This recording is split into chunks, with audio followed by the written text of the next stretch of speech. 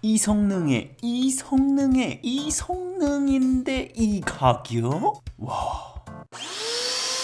로청 브랜드 현 최강 중 하나로 꼽히는 드림이 신형 플래그십 X60이 새로 나왔대. 요즘 뭐 5일장도 아니고 주요 브랜드들이 5일 단위로 신형 로청 나오고 있대. 진짜 뭐 찌끄를 시간도 없다. 바쁘다 현대사회 테스트 중심으로 빠르게 간다. 회피력 테스트. 올해 신형이 작년 모델과 비교해서 가장 달라진 점은 바로 이 전면 센서대. 보면 이 센서가 두 개지요. 요즘 회피력 일왕들이 이 전면 회피 카메라 센서를 두 개 장착해 회피력을 극단적으로 올리는 투배럭 메타 투 센서 메타를 쓰고 있는데 과연 어느 정도일지 테스트를 통해 체크해봤대. 먼저 가장 기본적인 반려동물 똥 레플리카와 아기 양말은 가볍게 회피했대. 굵은 전선과 얇은 전선 모두 땅에 얇게 붙여서 테스트해봤는데 잘 회피하는 모습이었대. 난이도가 있는 얇은 빵끈도 구형과 마찬가지로 잘 회피했대. 회피력 상위권들이 의외로 회피 실패율이 높은 반짝이는 스테인리스 재질 빨래대도 드리미의 경우 작년에 이어 올해도 잘 회피해냈대. 여기까지는 작년과 동일한데 과연 어느 정도로 개선된 건지 구체적으로 살펴보기 위해 레고로 테스트해봤는데 작년 실패했던 1.5cm 높이도 가뿐하게 회피하는 모습이었대. 요즘 회피력 최상위권 수문장인 단 2칸짜리 7mm 레고도 쉽게 피해냈대. 자, 그럼 투 센서를 가진 회피력 1왕들만 피하는 단 1칸짜리 3mm 레고는 피할 수 있을지 봤는데 이건 아쉽게 실패했대. 작년 대비 회피 최소 높이는 레고 2단계 상승했달까? 이외에도 달라진 점이라면 드리미의 고질적인 회피 약점인 백워킹이 확연히 줄었대. 레고만 하더라도 보통 회피하면서 2번 정도 뒷걸음치는 움직임이 있었는데 올해는 이런 백워킹이 사실상 거의 사라졌대. 설령 있더라도 굉장히 짧고 간결해졌달까? 거기에 블루라이트 광학 스캔이라고 이 전면에 불빛이 하나 있는 게 보이는? 이게 작은 이물질 발견과 회피에 퍼프를 준다고 해서 그런지 아까 3mm 레고에서도 완벽히 피하지는 못했지만 불안전하게나마 회피 기동은 시도했대. 다만 좀 보완점이라고 해야 할 부분은 이 회피 반경이 굉장히 작대. 블루라이트 광학 스캔을 통해 더 가까이에서 멈출 수 있다는 자신감 때문일까? 청소에 사각이 적다는 건 강점이지만 반대로 선류 회피 반경이 좁은 데 따라 걸릴 수 있는 확률도 다소 올라갔다는 생각인데 여러 번의 테스트 중 한 번은 선을 밟은 적이 있었대. 회피 성능 결과 정리. 회피 성능은 최상위권의 결과이지만 다투 센서 기종들의 1왕급 성능까지는 아니었대. 이에 점도표를 찍어보자면 이 정도 수준이란 생각이 돼. 문턱 돌파 테스트. 문턱 돌파 성능은 뭐 드리미가 가진 가장 강력한 강점 중 하나인데 보조바퀴를 통해 본체를 들어올려 단일 최대 4.5cm까지 오르는 프로리프 시스템은 뭐 올해도 가지고 있대. 그래서 체크해보면 최대 스펙인 4.5cm는 거뜬히 올라가고 스펙보다 오버된 최대 5cm까지나 돌파가 가능했대. 이 부분은 작년과 동일한데 이 차이점이라고 한다면 뒤편 보조 휠의 크기와 위치 변경을 통해 살짝 더 스무스한 넘기가 가능해졌다고 하는 부분인데 실제로 작년에 5cm가 넘어가면 문턱에 스크래치를 사정없이 남긴 반면 올해는 스펙보다 높이 올라감에도 작년과 같은 긁힘 자국은 거의 보이지 않았대. 아무래도 이 방식에 가장 경험이 많다 보니 스크래치를 줄이는데 좀 더 공을 들인 모습이랄까? 문턱 돌파 결과 정리. 문턱 돌파 성능은 뭐 역시나 최상위권이란 생각이 돼. 흡입력 테스트. 자, 올해 플래그십 로청들의 경우 흡입력 3만 대전이 돼. 드리미도 이 전장에 뛰어들었는데 이번 제품은 35,000파스칼의 강력한 흡입 스펙을 가지고 있대. 작년 대비 스펙상 흡입력이 무려 75%나 상승했대. 자, 숫자는 그렇고 우리가 진짜 궁금한 건 실전이잖아. 일반 바닥 청소야 뭐 다 잘하는 거고 고점의 차이를 알 수 있는 러그 위 100g의 설탕 흡입 테스트를 진행해봤대. 그랬더니 잔여량 24g에 흡입률 76%의 수준을 보여줬대. 작년 제품이 잔여량 31g, 흡입률 69%를 보여줬던 것 대비 실전에선 7%포인트 상승한 결과값을 보여줬대. 다만 역대 최고 수준의 이 스펙 대비해선 다소 아쉬운 수치인데 역시나 흡입 롤러가 밀착력이 아쉬운 세기형이라 형태에 따른 디버프가 있었던 걸로 보인대. 근데 역대 드리미 수치를 보자면 롤러 형태는 같고 흡입 스펙은 오히려 떨어졌던 작년 드리미의 매트릭스나 X50S 기종의 경우 흡입률이 80%는 나와줬단 말이지. 이건 작년 두 기종의 경우 러그 등에서 압력 챔버를 내려서 흡입압을 높이는 성능이 있었는데 올해 제품에는 이게 빠졌기 때문이다. 개인적으로 이 압력 챔버 시스템을 만족하고 있었는데 브랜드에선 국내 시장 환경 특성상 러그가 중심이 아니기에 올해 신형엔 뺐다고 해서 이게 좀 아쉬웠대. 흡입력 결과 결과정리. 쐐기형 평균 흡입력이 76%인 걸 고려했을 때 딱 중위권 수준의 점도표란 생각이 돼. 물걸레 테스트. 드리미의 경우 전통적으로 플래그십의 회전형을 탑재한대. 회전형의 경우 다양한 오염물에 평타 이상은 내주면서 관리도 상대적으로 편리한 편이지만 주행 중 선에 엉키기 쉬운 단점 등이 있대. 이것도 뭐 실전으로 체크해보면 되잖아. 그래서 일단 가볍게 딸기잼으로 체크해보면 작년에도 그랬지만 이 정도는 뭐 깔끔하게 세척된대. 유분기가 있는 끈적한 땅콩잼으로 테스트해보면 흔적이 좀 남았는데 그래도 작년과 비교해보면 회전 RPM이 구형의 165rpm 대비 230rpm으로 분당 회전수가 40%나 증가한 덕분인지 조금 더 개선된 모습이었대. 다만 이게 23년이나 특히 24년의 X40의 경우에는 같은 회전형임에도 이 땅콩잼을 유분기만 남기고 거진 다 닦아냈었단 말이야. 근데 희한하게 25년 모델부터 같은 회전형의 실스펙은 점점 증가했음에도 이 땅콩잼의 잔여량이 오히려 조금 늘었대. 이거 왜 이럴까? 이걸 알기 위해선 드리미 플래그십이 X40에서 X50으로 넘어갈 때 가장 큰 변화점을 봐야 하는데 바로 보조 바퀴를 통한 문턱 돌파의 드라마틱한 변화대. 다만 이 문턱 돌파를 위해 전면을 들어올리다 보니 후면이 바닥에 질질 끌리지 않게 요 후방 보조 바퀴를 여기에 달았는데 이 때문에 물걸레를 본체의 무게 그대로 눌러주지는 못하는 것 같다. 보면 신형은 이렇게 후방에 보조 바퀴 등으로 튼튼히 지지를 해주기 때문에 본체 무게가 아닌 걸레를 기계적으로 내려 눌러줄 수밖에 없는데 이전엔 후방에 본체 무게까지 더해져 물걸레를 몸의 무게를 더해 꾹꾹 눌러 닦는 것 같은 효과를 냈었던 것 대비 이 신형이 세척력이 제한적이지 않았나 싶다. 딱 문턱 돌파를 위한 이 보조 바퀴가 생긴 세대 이후부터 생긴 변화라 이 인과관계가 설명이 되거든. 결국 강력한 문턱 돌파 성능을 얻기 위한 일부 희생이란 등가 교환이라는 생각이다. 어차피 하드코어 이물질 상황은 크지 않을 테니 일상 속 많은 사람들이 꼭 필요한 높은 문턱이나 매트 등반 성능은 챙기자 이거지.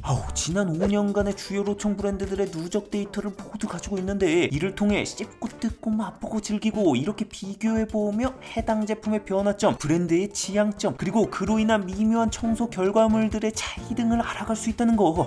이거 진짜 너무 짜릿하고 재밌지 않나? 유튜브 하기도 정말 잘했어. 커피 자국의 경우 뭉쳐진 극소량의 일부분을 제외하곤 닦아줘 상위권의 성능을 보여줬대. 물걸레 결과정리. 딸기잼의 경우 최상위권, 땅콩잼의 경우 중위권, 커피 자국의 경우 상위권에서 이 정도라는 생각이 돼. 구석 청소 테스트. 작년에 이어 올해 제품도 구석 청소를 위한 메커니즘과 확장하는 물걸레 모두 가지고 있대. 과연 수치적으로 변화가 있었을까? 20g의 율무를 구석에 뿌린 후 측정해본 결과 구석 끝까지 핀포인트로 굉장히 잘 쓸어내는 모습이었대. 작년과 비교해봐도 구형은 구석 끝 몇 톨은 남은 모습이었는데 올해는 정말 나무 틈에 박힌 변칙성 한 톨을 제외하곤 거의 완벽에 가까울 정도로 쓸어냈대. 측정해보면 작년 잔여량 2g에서 올해 잔여량 1g으로 역대 1위 타이 기록을 달성했대. 물걸레의 경우에는 확장 관련 작년과 큰 차이점은 보이지는 않았고 여전히 잘 붙어서 청소하는 모습이었대. 거기에 가변형 LDS 센서를 통해 역대 가장 낮은 높이 타이인 7.95cm 높이로 굉장히 낮은 수준까지 밀고 들어가 청소가 가능한 것도 강점이었대. 구석 청소 결과 정리. 사이드 브러쉬의 경우 최상위권, 물걸레 상위권, 청소 가능 높이 최상위권이라는 생각이 돼. 머리카락 엉킴 테스트. 드리미 역시 흡입 롤러의 경우 머리카락 엉킴 방지 성능이 강력한 일명 쌍쌍바 롤러로 이 두 개의 끝이 뚫려있는 회전 롤러가 반대로 돌면서 흡입하는 형태다. 이것도 자연모 2g을 회피 센서를 끈 상태로 끝까지 호로록 자셔봤는데 뒤집어보면 역시나 엉킨 건 없었고 머리카락 몇 톨이 얹혀있는 수준이었대. 한꺼번에 많은 양을 흡입했음에도 흡입구에 뭉쳐 막히는 현상도 없었대. 머리카락 엉킴 결과 정리. 머리카락 엉킴 방지 성능의 경우 최상위권 수준이란 생각이 돼. 소음 테스트. 자, 소음도 빼놓을 순 없잖아. 그래서 최대 강도의 흡입 물걸레 모드로 1분간 1초 단위로 소음을 측정해봤대. 그랬더니 64.5dB를 기록했대. 소음 결과 정리. 보통 중위권 평균이 70dB 언저리, 상위권이 60dB 초반이라는 걸 생각해보면 상위권 끄트머리 이 정도 수준이라는 생각이 돼. 소음은 흡입력 스펙에 비례하는 만큼 강력한 흡입력 대비 꽤나 선방한 수치랄까? 스테이션 테스트. 자, 본체 스테이션도 빠르게 테스트해보면 2.5mm의 간장을 물걸레에 골고루 묻힌 후 세척해본 결과 정말 흔적이 단 하나도 없이 깔끔하게 세척이 됐대. 타 브랜드들이 온수의 온도를 높여 세척하는 방법을 택하는 데 비해 드리미의 경우 온수 자체의 외부 측정치는 그리 높지 않지만 여기 보이는 이 바닥판을 100도씨까지 가열하여 세척하는 고유의 방식을 사용한대. 덕분에 특히 걸레에 붙어있는 유분기 제거에도 전 브랜드 중 가장 탁월한 편인데 개인적으로 물걸레 세척 결과치에 가장 만족하는 편이대. 여기에 이 바닥판이 뜨겁게 데운 물에 걸레를 적셔 조금이라도 더 높은 온도로 바닥을 닦게 해주는 게 세척력에 약간의 버프를 넣어주는 성실한 화속성 법사 느낌이랄까. 물통 용량의 경우 급수통 4리터, 오수통 4리터로 일반적이지만 먼지 봉투는 그래도 3.2리터로 나름 여유가 좀 있는 편이대. 다만 본체 높이를 낮추려는 노력 때문인지 본체 먼지통은 250ml로 50ml 줄었대. 드림이가 최초로 시도한 걸레 본체에 두고 청소도 여전히 가능해서 러그 환경에서도 유용하대. 개인적으로 드림이의 직배수 스테이션의 경우 차고지처럼 이렇게 전면이 열고 닫히는데 스테이션에 있을 때 물리적으로 카메라를 가려줘 이 부분은 보안상 참 좋은 포인트란 생각이 돼. 뭐 보안 무슨